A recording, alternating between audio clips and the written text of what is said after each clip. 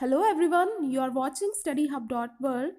So today's our topic is not related with the physics, it is actually related with the three farm bills जो recently government के द्वारा introduce किए गए हैं.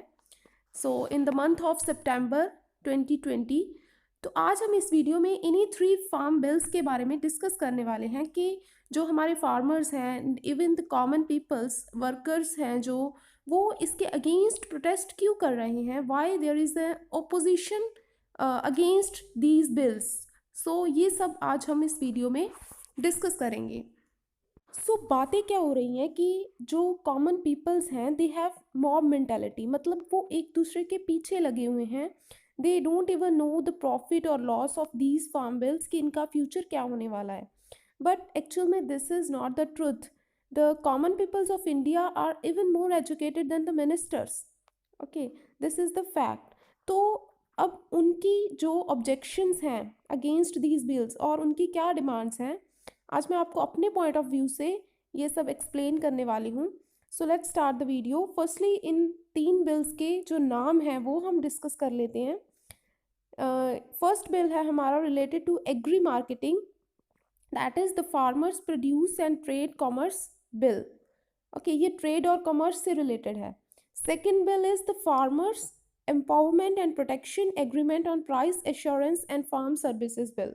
This is related with the contract farming.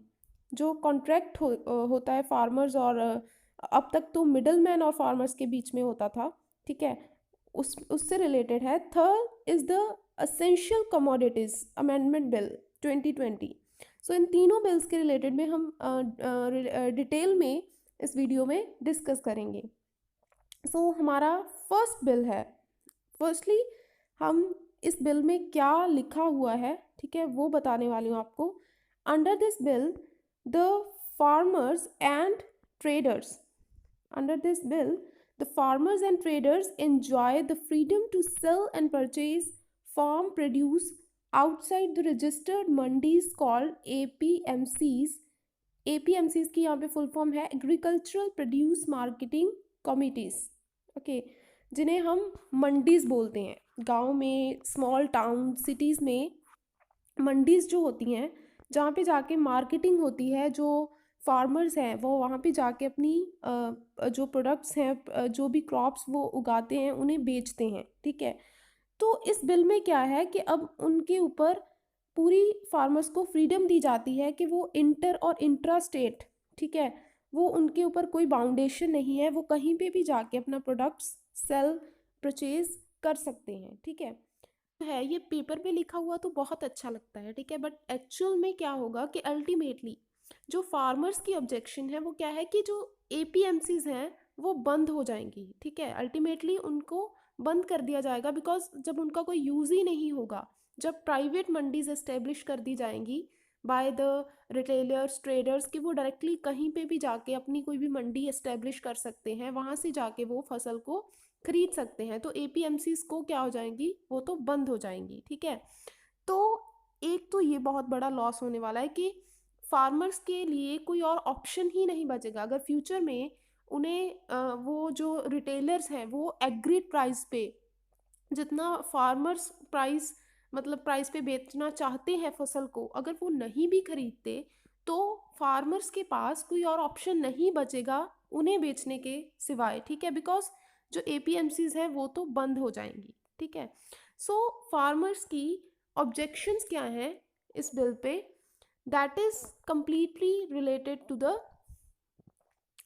Mandis के. एक तो है जो private mandis will ultimately lead to closure of APMCs, वो क्या कर देंगी, एपीएमसीज को बंद कर देंगी, ठीक है. नेक्स्ट इस बिल में क्या है, रिमूवल ऑफ ज्योग्राफिकल रिस्ट्रिक्शन, के फार्मर्स हैं जो उनके ऊपर कोई बाउंडेशन नहीं है, वो कहीं पे भी जाके कोई भी प्रोडक्ट अपना खरीद बेच सकते हैं, ठीक है. बट जो 85% ऑफ फार्मर्स हैं they are small scale holders. Small scale holders मतलब कि उनके पास less than 2 hectares of land है. So it is difficult for them to transportation का जो काम है, स्टोरेज का जो काम है, उनके लिए ये सब डिफ़िकल्ट होगा, ठीक है. तो उनको तो अल्टीमेटली इसका कोई बेनिफिट नहीं होने वाला, ठीक है, इस ज्योग्राफिकल रिस्ट्रिक्शन को हटाने का। बट एक्चुअल में फार्मर्स के ऊपर तो पहले भी कोई रिस्ट्रिक्शन नहीं थी कि वो कहाँ तक जाकर अपना जो फसल है वो बेच सकते हैं। वो अब तक भी यही सिस्टम था कि फार्मर्स को अलाउड था वो कहीं पे भी जाके, अगर वो खुद ट्रांसपोर्टेशन की फैसिलिटीज़ अपने लिए अरेंज कर सकते हैं तो वो कहीं पे भी जाके कुछ भी बेच सकते हैं। बट जो रिस्ट्रिक्शन थी वो थी मिडल मैन और ट्रेडर्स के ऊपर, ठीक है, उनके ऊपर बाउंडेशंस थी। तो एक्चुअल में इसके जो ये जियोग्राफिकल रिस्ट्रिक्शन हटाने का जो अल्टीमेटली फार्मर्स को कोई भी जो प्रॉफिट है वो नहीं होगा। नेक्स्ट जो ऑब्जेक्शन है दैट इज स्टेट गवर्नमेंट को भी इसका लॉस होने वाला है। बिकॉज जो APMCs थी अगर वो क्लोज हो गई, बंद हो गई, तो जो टैक्सेस इम्पोज किए जाते थे bye the government of state government, उनके द्वारा जो मंडीज पे टैक्स लगते थे तो वो भी सब खत्म हो जाएगा, ठीक है।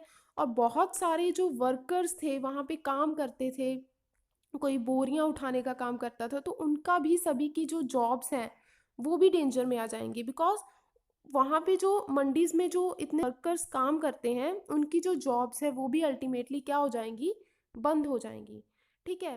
Bill 2 that is related to contract farming. इस बिल में हमारे पास क्या है कि this bill allows farmers to enter into agreement with exporters और large buyers to produce a crop for a pre agreed price. तो यहाँ पे प्री एग्रीड प्राइस मीन्स क्या है कि जो फार्मर्स और जो एक्सपोर्टर हैं उनके बीच में एक एग्रीमेंट होगा कि आपको कौन सी क्रॉप है जो वो उगानी है और कितने प्राइस पे वो उनसे वो फसल खरीदेंगे जब कटाई का टाइम आएगा। तो ठीक है, तो इससे क्या होगा हमारे पास कि फार्मर्स को एक तरफ से तो फायदा हो सकता है। इट कैन हैपन कि मान लो जब कटाई का टाइम आया तो उस क्रॉप का जो रेट है वो बिल्कुल डाउन चला गया, बट फार्मर और एक्सपोर्टर के बीच में जो साइन हुआ है एग्रीमेंट, तो उन्हें तो उसी प्राइस पे वो फसल खरीदनी पड़ेगी। भले ही उसका जो प्राइस है वो डाउन चला जाए पर उन्हें उसी एग्रीड प्राइस पे वो फसल खरीदनी पड़ेगी। But the opposite situation can also happen, opposite भी हो सकता है कि मान लो कि जो प्राइवेट कंपनीज हैं वो बोल दें, वो सभी मिलके एक डिसीजन ले लें कि हम तो 1600 एक कोई मान लो पर क्विंटल, पहले जो प्राइस था उस फसल का वो मान लो 2000 था, ठीक है। तो अब उन्होंने सोच लिया कि हमने तो 1600 ही देने हैं, इससे ज़्यादा हम फसल को नहीं खरीदेंगे। तो इससे क्या होगा, फार्मर्स के पास और कोई ऑप्शन ही नहीं है। जब APMCs बंद हो गई, ठीक है, तो उनके पास कोई ऑप्शन नहीं बचेगा प्राइवेट कंपनीज को बेचने के सिवाय, ठीक है। तो अब ये जो ऑब्जेक्शंस हैं वो क्या है उनकी, that MSP will be removed, that means no government control over prices. मतलब गवर्नमेंट का प्राइसेस के ऊपर कोई कंट्रोल नहीं है, वो चाहे जो प्राइवेट कंपनीज हैं वो कितना भी प्राइस रख सकती हैं। मतलब बिल में ऐसा कुछ भी मेंशन नहीं है कि उनके लिए कोई MSP सेट किया जाएगा। So that this will also be a big problem for the farmers. Second जो objection है that is acts are in favor of companies not the farmers. ये जो acts हैं ये actual में क्या है, फेवर किसका कर रहे हैं, प्राइवेट कंपनीज का, नॉट द फार्मर्स। सो इसके लिए एक एग्जांपल आपको दूंगी मैं, जैसे कि जियो है, ठीक है, जियो इज़ अ प्राइवेट कंपनी। पहले क्या था, आज से काफ़ी टाइम पहले BSNL थी। BSNL is a government mobile network, ठीक है, मोबाइल कंपनी है जो सभी के, ये ज़्यादा पावर में थी, ठीक है, सभी के पास BSNL के सिम थे। बट उस टाइम के बाद क्या आया, जियो आया, जियो ने न्यू स्कीम्स निकाली, तो क्या था उसने काफ़ी कुछ फ्री कर दिया, तो लोगों ने जियो के सिम खरीदने शुरू कर दिए। और आज टाइम है कि बहुत 30% ऑफ मोबाइल नेटवर्क जो सेक्टर है वो जियो ने कवर कर लिया है, ठीक है। तो अब क्या है, जियो और एयरटेल, फिर एयरटेल ने भी उसी के साथ और स्कीम्स निकाली। तो अब अगर मिलके ये जो जियो और एयरटेल है यहाँ पे प्राइवेट मंडीज की तरह है ये दोनों प्राइवेट कंपनीज, कि अगर ये मान लो ये मिलके कहती हैं कि हमने तो इतने प्राइस पे, इतने रुपीज़ में सिर्फ इतना ही डाटा आपको अवेलेबल करेंगे, तो अब हमें वो चीज़ एक्सेप्ट करनी पड़ेगी, ठीक है। तो हम वैसे ही प्राइवेट जो कंपनीज हैं वो ये कह सकती हैं कि हमने ये फसल इसी प्राइस पे खरीदनी है, तो उस केस में फार्मर्स को वो चीज़ माननी पड़ेगी। तो अब ये जो मोबाइल नेटवर्क है ये तो हमारी लाइफ में उतना वैल्यू नहीं रखता, इसके उतने रिजल्ट्स हमें मैटर नहीं करते जितना कि ये जो बिल्स हैं these are related to our agriculture sector, जो कि बहुत बड़ा एरिया कवर करता है, बहुत बड़ा मतलब हमारी लाइफ में बहुत इंपॉर्टेंट रोल प्ले करता है। तो इस केस में हमें ज़्यादा सोचना पड़ेगा कि व्हाट कैन बी गुड और bad for us. So next हमारे पास थर्ड बिल क्या है, bill 3 is about the essential commodities. तो ये जो बिल है एक्चुअल में ये रिलेटेड है to the hoarding. Firstly hoarding क्या होता है? Hoarding is the stocking of products, मतलब प्रोडक्ट्स को इकट्ठा करके कलेक्ट करके रखना और फिर उसे फ्यूचर में जब भी ज़रूरत पड़े उसे यूज़ करना। कि the bill allows hoarding, that is it allows the traders to stock unlimited products without any fear of being prosecuted by the government. तो अब तक क्या था कि कोई भी जो मिडलमैन थे या ट्रेडर्स थे उन्हें अलाउड नहीं था मिडलमैन को कि वो होर्डिंग करें, मतलब वो प्रोडक्ट्स को स्टॉक कर सके, वो उन्हें कलेक्ट करके रखे और फ्यूचर में अगले साल जैसे उस फसल को बेच दे ज़्यादा प्राइस पे। बट अब इस बिल में क्या है कि जो प्राइवेट कंपनीज हैं वो चाहे कितनी भी अनलिमिटेड स्टॉकिंग प्रोडक्ट्स की कर सकते हैं, उन्हें किसी का कोई डर नहीं है, गवर्नमेंट ने ये कम्प्लीटली अलाउ कर दिया है।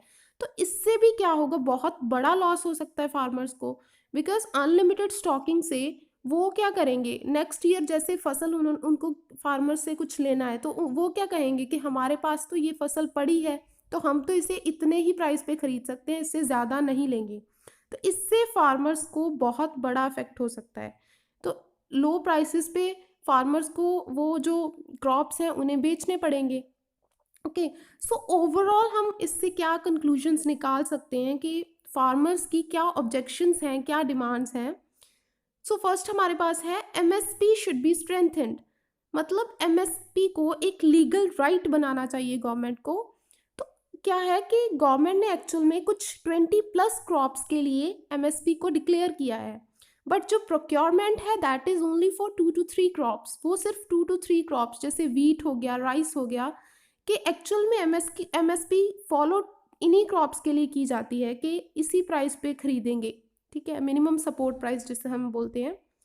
तो फार्मर्स क्या चाहते हैं कि अगर प्राइवेट कंपनीज को एमएसपी उन पे एक सेट किया जाए कि आपको इस मिनिमम सपोर्ट प्राइस पे ही खरीदनी पड़ेगी फार्मर से कोई भी जो क्रॉप्स हैं, कोई भी फसल है, तो ये उनके लिए सही रहेगा, मतलब एमएसपी को स्ट्रेंथन करना चाहिए।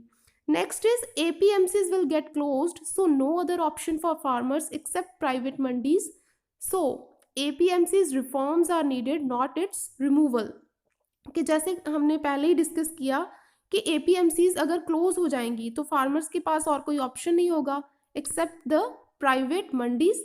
सो एक्चुअल में क्या चाहिए, APMCs को रिफॉर्म करने की ज़रूरत है कि जो भी अब तक APMCs मंडीज हैं जो वहाँ पे प्रॉब्लम चल रही है, ठीक है, वो भी अभी प्रॉपरली इस्टेब्लिश, वो भी अभी प्रॉपर पूरे तरह से सही नहीं है, उनको सही करना चाहिए, उनको रिमूव नहीं करना चाहिए, मतलब उन्हें प्राइवेट कंपनी से बदलना नहीं चाहिए।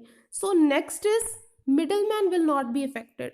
तो फार्मर्स का कहना है कि जो मिडल मैन है एक्चुअल में ये है कि जो मिडल मैन है, जो आड़तिया हम जिसे बोलते हैं, उनको इससे इतना अफेक्ट नहीं होने वाला। बिकॉज देखिए वो क्या करते थे, जब APMCs थी वहाँ पे उन्हें गवर्नमेंट की द्वारा एक लाइसेंस दिया जाता था कि आपने इस जगह पे रहना है और उनसे फसल खरीदनी है। तो अब क्या होगा कि जो ट्रेडर्स हैं, एक्सपोर्टर्स हैं प्राइवेट, वो भी फार्मर्स से डायरेक्टली कांटेक्ट नहीं करेंगे, वो भी किसी के थ्रू करेंगे। तो वो जो थ्रू जिसके करेंगे that will be middle man, वो भी तो आड़तिया वही मिडल मैन होगा। तो अब वो क्या होगा, सिर्फ उनकी जगह बदलेगी, वो सरकारी मंडीज में से प्राइवेट मंडीज में आ जाएंगे, बट एक्चुअल में उनका रोल वहाँ से ख़त्म नहीं होगा। ओके, तो ओवरऑल क्या है, investment in agriculture sector should be done by the government, not by the private sector. कि जो इन्वेस्टमेंट तो चाहिए एग्रीकल्चर सेक्टर में, but it should be done by the government, ये गवर्नमेंट की तरफ से होने चाहिए, not by the private sector, because पूरा जो सेक्टर है अदरवाइज प्राइवेट कंपनीज के हाथ में आ जाएगा। Okay, so this is all about the 3 bills according to my point of view. So let's, अब जो अभी प्रोटेस्ट चल रहा है फार्मर्स का इन बिल्स के अगेंस्ट, उसका क्या रिजल्ट आएगा। एक्चुअल में अब ये एक्ट्स बन चुके हैं बिकॉज जो प्रेसिडेंट है उनकी स्टैम्प इस पे लग चुकी है। सो अब देखते हैं क्या होगा। Let's hope for the best. Thank you.